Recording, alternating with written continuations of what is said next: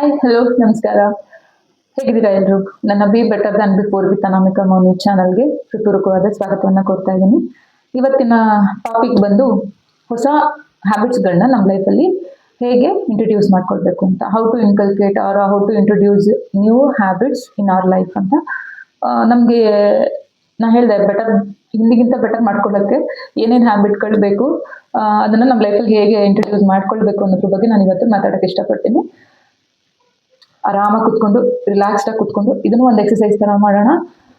Relaxed ಆಗಿ ಕುತ್ಕೊಂಡ್ಬಿಟ್ಟು ಸ್ವಲ್ಪ ಯೋಚನೆ ಮಾಡಿ ನಿಮ್ಮ ಲೈಫ್ನ ಬೆಟರ್ ಮಾಡ್ಕೊಳ್ಳೋಕ್ಕೆ ಏನೇನು ಹ್ಯಾಬಿಟ್ಸ್ಗಳನ್ನ ಬೇಕು, ಹ್ಯಾಬಿಟ್ಸ್ಗಳನ್ನ ಇಂಟ್ರೊಡ್ಯೂಸ್ ಮಾಡ್ಕೊಳ್ಬೇಕು ಅನ್ನೋದನ್ನ ಒಂದು ಲಿಸ್ಟ್ ಮಾಡ್ಕೊಳ್ಳೋಣ. ನಾನು ಈಗ ಸದ್ಯಕ್ಕೆ ಈ ತರ ಒಂದು ಲಿಸ್ಟ್ ಮಾಡ್ಕೊಂಡಿದ್ದೀನಿ. ಒಂದು 20 ಹ್ಯಾಬಿಟ್ಸ್. ಇದು 20ನೇ ಇರಬೇಕು, 10ನೇ ಇರಬೇಕು ಅಂತೇನಿಲ್ಲ.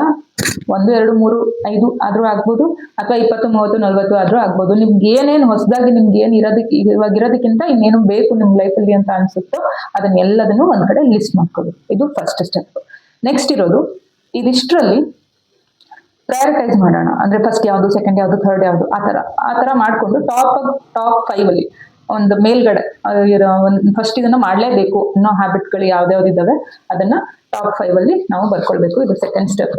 ಇದು ಟಾಪ್ 5 ಅಲ್ಲಿ ನಾನು ಬರ್ತಿರುವಂತದ್ದು. ಈಗ ಏನೇನ್ ಬೇಕು ಅಂತ ಡಿಸೈಡ್ ಮಾಡಾಯ್ತು. ಇದ್ರ ಜೊತೆಗೆ ಅದ್ರಲ್ಲಿ ಇಂಪಾರ್ಟೆಂಟ್ ಯಾವುದು ಅನ್ನೋದನ್ನ ನಾವು ಟಾಪ್ 5 ಅಲ್ಲಿ ಬರ್ದಿಟ್ಕೊಂಡಿದ್ದೀವಿ. ಟಾಪ್ 5 ಟಾಪ್ 10 ಎಷ್ಟೋ ನಿಮ್ಗೆ ಎಷ್ಟು ಬೇಕೋ ಅಷ್ಟು, ಬಟ್ ಸ್ವಲ್ಪ ಮಾಡ್ಕೊಂಡ್ರೆ ನಿಮ್ಗೆ ಅದನ್ನ ಈಸಿಯಾಗಿ ನೀವು ಇಂಟ್ರೊಡ್ಯೂಸ್ ಮಾಡ್ಕೊಳ್ಬಹುದು ಅನ್ನೋದಕ್ಕೋಸ್ಕರ ನಾನು ಟಾಪ್ 5 ಅಂತ ಹೇಳಿದ್ದೀನಿ. ಟಾಪ್ 5 ಅದನ್ನ ಲಿಸ್ಟ್ ಮಾಡ್ಕೊಳ್ಳಿ. ಇದು ಸೆಕೆಂಡ್ ಸ್ಟೆಪ್. ಇನ್ನು ಥರ್ಡ್ ಸ್ಟೆಪ್ ಬಂದ್ಬಿಟ್ಟು ಆ 5ರಲ್ಲಿ ಒಂದು ಹ್ಯಾಬಿಟ್ನ ನೀವು ಸೆಲೆಕ್ಟ್ ಮಾಡ್ಕೊಳ್ಬೇಕು. ಯಾಕೆ ಒಂದು ಅಂತಂದ್ರೆ ನಮ್ಮ ಲೈಫಲ್ಲಿ ನಾವು ಒಂದೇ ಸರಿ ಎಲ್ಲ ನಾವು ಇಲ್ಲಪ್ಪ ಯಾವುದೋ ಮೋಟಿವೇಶನಲ್ ವಿಡಿಯೋಸ್ ನೋಡಿದಾಗ ಅಥವಾ ಬೇರೆಯವ್ರದ್ದು ಲೈಫ್ ಸ್ಟೈಲ್ ನಾವು ಸೋಷಿಯಲ್ ಮೀಡಿಯಾದಲ್ಲಿ ನೋಡಿದಾಗ ಹೌದಪ್ಪ ನಾನು ವಾಕಿಂಗು ಮಾಡಬೇಕು, ಬೆಳಗ್ಗೆ ಬೇಗನೂ ಎದ್ದೇಳಬೇಕು, ನೀರು ಚೆನ್ನಾಗಿ ಕುಡಿಬೇಕು, ಒಳ್ಳೆ ಆಹಾರನೂ ತಿನ್ನಬೇಕು, ಜೊತೆಗೆ ಬುಕ್ಸು ಓದಬೇಕು, ಇದೆಲ್ಲ ಹ್ಯಾಬಿಟ್ಗಳನ್ನು ನಮ್ಮ ಲೈಫಿಗೆ ಬೇಕು. ಆದ್ರೆ ಏನೂ ಮಾಡ್ದಲೆ ಹೊಸದಾಗಿ ನಾವು ಎಲ್ಲದನ್ನು ಒಂದೇ ಸರಿ ನಾವು ಇಂಟ್ರೊಡ್ಯೂಸ್ ಮಾಡಕ್ ಹೋದಾಗ ನಾವು ಒಂದನ್ನು ಕೂಡ ಸರಿಯಾಗಿ ಮಾಡಕ್ಕಿಲ್ಲ. 5-10 ಹೋಗ್ಲಿ, ಒಂದು ಕೂಡ ಸರಿಯಾಗೋದಿಲ್ಲ. ಹಾಗಾಗಿ ಯಾವ್ದಾದ್ರು ಒಂದು ಇಂಪಾರ್ಟೆಂಟ್ ಅಥವಾ ನಿಮ್ಗೆ ಈಸಿಯಾಗಿ ಇದನ್ನ ನಾನು ಅಚೀವ್ ಮಾಡಬಲ್ಲೆ ಅಂತ ನಿಮ್ಗೆ ಯಾವ್ದು ಕಾನ್ಫಿಡೆನ್ಸ್ ಇರುತ್ತೋ ಅದು, ಅಥವಾ ಮುಖ್ಯವಾಗಿ ಯಾವ್ದು ನಿಮ್ಗೆ ಬೇಕು, ಇವಾಗ ಅರ್ಜೆಂಟ್ ನನಗೆ ಬೇಕು, ಈ ಹ್ಯಾಬಿಟ್ ನನಗೆ ಬೇಕೇ ಬೇಕು ಅಂತ. ಎಕ್ಸಾಂಪಲ್ ಒಂದು 5 ಗಂಟೆಗೆ ಎದ್ದೇಳಬೇಕು ಅಂತಿದ್ರೆ ಅದನ್ನ ಫಸ್ಟ್ಗೆ ಶುರು ಮಾಡಿ. ಯಾಕಂದ್ರೆ ಅದನ್ನ ಶುರು ಮಾಡಿದ್ರೆ ಬೇರೆ ಎಲ್ಲ ಹ್ಯಾಬಿಟ್ಗಳು ತಾನಾಗೆ ಬಂದು, ಅಂದ್ರೆ ಸ್ವಲ್ಪ ಬೇಗ ಎದ್ದಿರೋದ್ರಿಂದ ಜಾಸ್ತಿ ಟೈಮ್ ಸಿಗುತ್ತೆ. ಸೊ ಆ ಟೈಮಲ್ಲಿ ನೀವು ಎಕ್ಸ್ಟ್ರಾ ಹ್ಯಾಬಿಟ್ಗಳನ್ನ ನೀವು ಆಮೇಲೆ ಶುರು ಮಾಡ್ಕೋಬಹುದು. ಆದ್ರೆ ಶುರು ಮಾಡ್ಬೇಕಾಗಿರೋದು ಅಟ್ ಪ್ರೆಸೆಂಟ್ ಅಲ್ಲಿ ಒಂದೇ ಹ್ಯಾಬಿಟ್. ಆಯ್ತಾ? This is my third step. Okay, next fourth step ನೋಡೋಣ. ಫೋರ್ತ್ ಸ್ಟೆಪ್ ಅಲ್ಲಿ ಆ ಒಂದು ಹ್ಯಾಬಿಟ್ನ ನಾವು ಈಸಿಯಾಗಿ ಹೇಗೆ ಇಂಟ್ರೊಡ್ಯೂಸ್ ಮಾಡ್ಕೊಳ್ಬೇಕು. ಈಗ ನಾನು 5 ಗಂಟೆಗೆ ಎದ್ದೇಳಬೇಕು ಅಂತ ಅನ್ಕೊಂಡಿದ್ದೀನಿ. ಇವತ್ತು ರಾತ್ರಿ 2 ಗಂಟೆ ತನಕ ಯೋಚನೆ ಮಾಡ್ತೀನಿ ಅನ್ನೋದ್ರ ಬಗ್ಗೆ, 5 ಗಂಟೆಗೆ ಎದ್ದೇಳೋದ್ರ ಬಗ್ಗೆ. ಮಲ್ಕೊಂತೀನಿ, ಬೆಳಗ್ಗೆ 5 ಗಂಟೆಗೆ ಅಲಾರಾಮ್ ಇಟ್ಕೊಳ್ತೀನಿ, ಬೆಳಗ್ಗೆ ಎದ್ದೇಳ್ತೀನಿ. ಈ ತರ ಮಾಡಿದ್ರೆ ನಾವು ತುಂಬಾ ಎಕ್ಸೈಟೆಡ್ ಆಗಿರುವಾಗ 1 ದಿನ ಮಾಡ್ಬೋದು, 2 ದಿನ ಮಾಡ್ಬೋದು, ಅಥವಾ ತುಂಬಾ ಸ್ವಲ್ಪ ಕನ್ಸಿಸ್ಟೆಂಟ್ ಆಗಿ ಮಾಡ್ತೀನಿ ಅನ್ನೋರು 1 ವಾರ ಮಾಡ್ಬೋದು. ಆದ್ರೆ ಇದಕ್ಕಿಂತ ಜಾಸ್ತಿ ಆಗೋದಿಲ್ಲ. ಯಾಕಂದ್ರೆ ನಾನು ತುಂಬಾ ಸರಿ ಟ್ರೈ ಮಾಡಿದ್ದೀನಿ. 7 ಗಂಟೆಗೆ ಎದ್ದೇಳ್ತಿದ್ದವಳು ಡೈರೆಕ್ಟ್ ಆಗಿ 5 ಗಂಟೆಗೆ ಎದ್ದೇಳಕ್ ಹೋಗಿ ಒಂದು 15-20 ದಿನ ಮಾಡಿ ಆಮೇಲೆ ಬಿಟ್ಟಿದ್ದು ಇದೆ. ಅದಕ್ಕೋಸ್ಕರ ಡ್ರಾಸ್ಟಿಕ್ ಆಗಿ ಸಡನ್ ಆಗಿ ಚೇಂಜ್ ಮಾಡ್ದಲ್ಲೇ ನಾವು ಸಸ್ಟೈನ್ ಆಗಿ ನಿಧಾನಕ್ಕೆ ಸ್ವಲ್ಪನೇ ಚೇಂಜ್ ಮಾಡ್ಕೊಳ್ಬೇಕು. ಹಾಗೆ 5 ಗಂಟೆಗೆ ಎದ್ದೇಳಬೇಕು ಅಂತ ನಾವು ಮಾಡಿದ್ರೆ ಅದನ್ನ ಈಸಿಯಾಗಿ ನಾವು ಹೇಗೆ ಇಂಟ್ರೊಡ್ಯೂಸ್ ಮಾಡ್ಕೊಳ್ಳೋದಪ್ಪ ನಮ್ಮ ಲೈಫಲ್ಲಿ ಅಂತಂದ್ರೆ, ಇವಾಗ ಎಕ್ಸಾಂಪಲ್ 7 o'clock ನೀವು ದಿನ ಎದ್ದೇಳ್ತಿದ್ದೀರಾ ಅಂದ್ರೆ ನೀವು 5 ಗಂಟೆಗೆ ಎದ್ದೇಳ್ಬೇಕು ಅನ್ನೋದು ನಿಮ್ದು ಗೋಲ್. ಆಯ್ತಾ?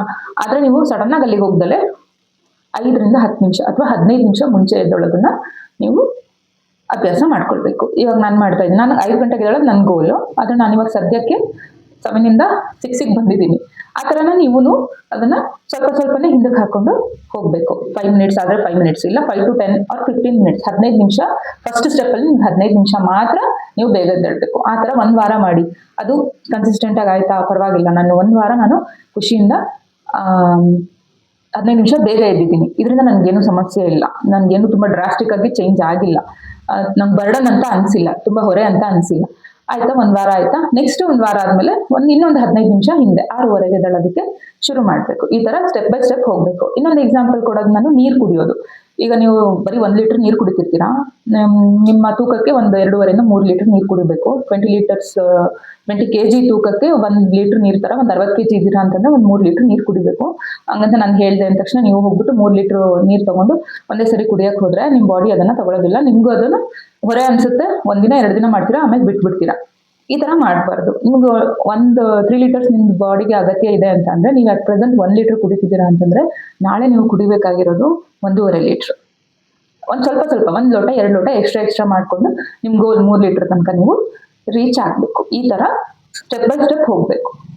ಜೊತೆಗೆ ನೆಕ್ಸ್ಟ್ 5th ಸ್ಟೆಪ್, ಇಷ್ಟೆಲ್ಲ ಮಾಡಿದೀರಾ, ಏನೋ ಒಂದು ಪ್ರಾಬ್ಲಮ್ ಬಂತು, ಬೆಳಗ್ಗೆ ಎದ್ದೇಳ್ಬೇಕಿತ್ತು, 5 ಗಂಟೆಗೆ ಎದ್ದೇಳೋದು ಅಭ್ಯಾಸ ಮಾಡ್ಕೊಂಡ್ಬಿಟ್ಟಿದ್ದೀರಾ, ಒಂದು 15 ದಿನ ಟ್ರೈ ಮಾಡಿ ಎದ್ದೇಳ್ಬೇಕಿತ್ತು, ಆದ್ರೆ ರಾತ್ರಿ ಎಲ್ಲೋ ಒಂದು ಯಾರ್ದೋ ಹುಷಾರಿಲ್ಲ ಅಂತನೋ ಅಥವಾ ಬೇರೆ ಏನೋ ಸಮಸ್ಯೆನೋ, ಮಕ್ಳಿಗೆ ಹುಷಾರಿಲ್ಲ ಅಂತನೋ ರಾತ್ರಿ ಎಲ್ಲ ಜಾಗರಣೆ ಮಾಡಿದೀರಾ, ಅಥವಾ ಬೇರೆ ಏನೋ ಫಂಕ್ಷನ್ ಇತ್ತು ಪಾರ್ಟಿ ಅಟೆಂಡ್ ಮಾಡ್ಕೊಂಡು ಬಂದಿದ್ದೀರಾ, ಬೆಳಗ್ಗೆ ಎದ್ದೇಳಕ್ಕೆ ಆಗ್ತಿಲ್ಲ. ಅಂತ ಟೈಮಲ್ಲಿ ನೀವೇನ್ ಮಾಡ್ಬೇಕು, ಸಾಧ್ಯವಾದಷ್ಟು ಪ್ರಯತ್ನ ಪಡಿ. ಇಲ್ವಾ, ಎದ್ದೇಳಕ್ ಆಗ್ಲಿಲ್ವಾ, ಇಟ್ಸ್ ಓಕೆ, ಅದು ಒಂದಿನಕ್ಕೆ ಮಾತ್ರ ಸೀಮಿತ ಆಗ್ಬೇಕು. ಅದನ್ನ ಬ್ರೇಕ್ ಮಾಡಕ್ ಹೋಗ್ಬಾರ್ದು. ಇವಾಗ ಒಂದಿನ ನೀವು ಬಿಟ್ರಿ ಆಯ್ತು, ಮರುದಿನಕ್ಕೆ ಅದನ್ನ ಮತ್ತೆ ಕ್ವಿಟ್ ಮಾಡಬಾರ್ದು. ಒಂದಿನ ನೀವು ಮಿಸ್ ಮಾಡಿದೀರಾ, ಆದ್ರೆ ಇವಾಗ ಮಿಸ್ ಆಗೋಯ್ತಲ್ಲ ಬಿಡು, ನೆಕ್ಸ್ಟ್ ಯಾವಾಗಾದ್ರೂ ಶುರು ಮಾಡಿದ್ರಾಯ್ತು ಅಂತ ಬಿಟ್ಬಿಟ್ರೆ ಅದನ್ನ ನೀವು ನೆಕ್ಸ್ಟ್ ಹ್ಯಾಬಿಟ್ ಶುರು ಮಾಡೋದಕ್ಕೆ ಮತ್ತೆ 1 ವರ್ಷನೋ 2 ವರ್ಷನೋ 6 ತಿಂಗಳು ಬೇಕಾಗುತ್ತೆ.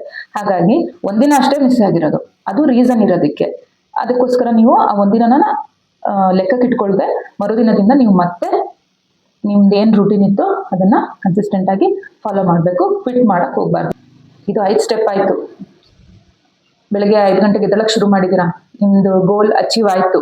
ಒಂದ್ ಸ್ವಲ್ಪ ದಿನ ಆದ್ಮೇಲೆ ನಿಮ್ದು ನೀರು ಕುಡಿಬೇಕು ಅಂತ ಅನ್ಕೊಂಡಿದ್ರಿ, 3 ಲೀಟರ್ಸ್ ಡೈಲಿ 3 ಲೀಟರ್ಸ್ ಕುಡಿಯೋ ಹಂತಕ್ಕೆ ನೀವು ಬಂದಿದ್ದೀರಾ, ಖುಷಿ ಆಯ್ತು. ನೀವು ಸೆಲೆಬ್ರೇಟ್ ಮಾಡ್ಬೇಕಲ್ವಾ, ನಿಮಗೆ ನೀವು ರಿವಾರ್ಡ್ ಕೊಟ್ಕೋಬೇಕು. ರಿವಾರ್ಡ್ ಅಂದ್ರೆ ಏನಾಗಿರ್ಬೇಕು ಅದು ಅಂತಂದ್ರೆ, ನಿಮಗೆ ಏನೋ ಬೇಕು ಅಂತ ನೀವು ಅನ್ಕೊಂಡಿರ್ತೀರಾ, ಒಂದ್ ಡ್ರೆಸ್, ಒಂದ್ ಪೆನ್ನೋ, ಒಂದ್ ಹ್ಯಾಟೋ, ಅಥವಾ ಏನೋ ಒಂದು ಬಳೆನೋ, ಒಂದ್ ರಿಂಗೋ, ಏನೋ ಒಂದು, ಅಥವಾ ಒಂದ್ ಶೂಸೋ ಅಥವಾ ಒಂದ್ ಶರ್ಟೋ, ನಿಮ್ಗೆ ಏನ್ ಬೇಕು ಅಂತ ಅನ್ಸಿತ್ತೋ ಅದನ್ನ ಒಂದು ಲಿಸ್ಟ್ ಮಾಡಿ ಇಟ್ಕೊಳ್ಳಿ. ಆ ಲಿಸ್ಟ್ ಅಲ್ಲಿ ಯಾವ್ದಾದ್ರು ಒಂದನ್ನ ಸೆಲೆಕ್ಟ್ ಮಾಡ್ಬಿಟ್ಟು ನಿಮ್ಗೆ ನೀವು ಗಿಫ್ಟ್ ಕೊಟ್ಕೊಳ್ಳಿ. ರಿವಾರ್ಡ್ ಕೂಡ ಇಂಪಾರ್ಟೆಂಟ್. ಇದಿಷ್ಟನ್ನ ಫಾಲೋ ಮಾಡಿದ್ರೆ ಖಂಡಿತ ನಿಮ್ಗೆ ಹೊಸ ಹೊಸ ಹವ್ಯಾಸಗಳು ನಿಮ್ ಜೀವನದಲ್ಲಿ ಬರ್ತಾ ಹೋಗುತ್ತೆ. ನೀವು ಅದನ್ನ ಈಸಿಯಾಗಿ ಎಂಜಾಯ್ ಮಾಡ್ಕೊಂಡು ಅದನ್ನ ನಿಮ್ ಲೈಫಲ್ಲಿ ಇನ್ಸ್ಟಾಲ್ ಮಾಡ್ಕೊಂತ ಹೋಗ್ತೀರಾ. ಆದ್ರೆ ಒಂದೇ ಸರಿ ಎಲ್ಲಾ ಹವ್ಯಾಸಗಳನ್ನು, ಎಲ್ಲಾ ಹ್ಯಾಬಿಟ್ಗಳನ್ನು ಒಂದೇ ಸರಿ ನೀವು ಇನ್ಸ್ಟಾಲ್ ಮಾಡ್ಕೊಳಕ್ ಹೋದ್ರಿ ಅಥವಾ ನಿಮ್ ಲೈಫಲ್ಲಿ ತಗೊಂಡ್ ಬರಕ್ ಹೋದ್ರಿ ಅಂತಂದ್ರೆ ಅದು ಕ್ರ್ಯಾಶ್ ಆಗುತ್ತೆ. ಸೊ ಈ ತರ ತಪ್ಪುಗಳನ್ನ ಮಾಡಬೇಡಿ ಅಂತ ಹೇಳ್ತಾ, ಈ ವಿಡಿಯೋ ನಿಮ್ಗೆ ಇಷ್ಟ ಆಗಿದ್ರೆ ಅಥವಾ ನಿಮ್ ಲೈಫಿಗೆ ಇದರಿಂದ ಏನಾದ್ರು ಒಂದು ಹೆಲ್ಪ್ ಆಯ್ತು ಅಂತ ಅನ್ಸಿದ್ರೆ ದಯವಿಟ್ಟು ಲೈಕ್ ಮಾಡಿ, ಶೇರ್ ಮಾಡಿ, ಬೇರೆ ಯಾರಿಗಾದ್ರೂ ಅವಶ್ಯಕತೆ ಇದ್ರೆ ಇದು. ಜೊತೆಗೆ ಇದ್ರ ಬಗ್ಗೆ ಏನ್ ಅನ್ನಿಸ್ತು ನಿಮ್ಗೆ ಅಂತ, ಪಾಸಿಟಿವ್ ಆರ್ ನೆಗೆಟಿವ್, ದಯವಿಟ್ಟು ಕಮೆಂಟ್ ಬಾಕ್ಸ್ ಅಲ್ಲಿ ತಿಳಿಸಿ ಅಂತ ಹೇಳ್ತಾ, ಹಾಗೆ ನನ್ನ ಚಾನಲ್ಗೆ ಸಬ್ಸ್ಕ್ರೈಬ್ ಆಗೋದನ್ನ ಮರಿಬೇಡಿ ಅಂತ ಕೂಡ ಹೇಳಕ್ ಇಷ್ಟಪಡ್ತೀನಿ. That's it for today. This is Anamika Mouni signing off. Thank you so much for watching. See you in the next video. Bye bye. Take care.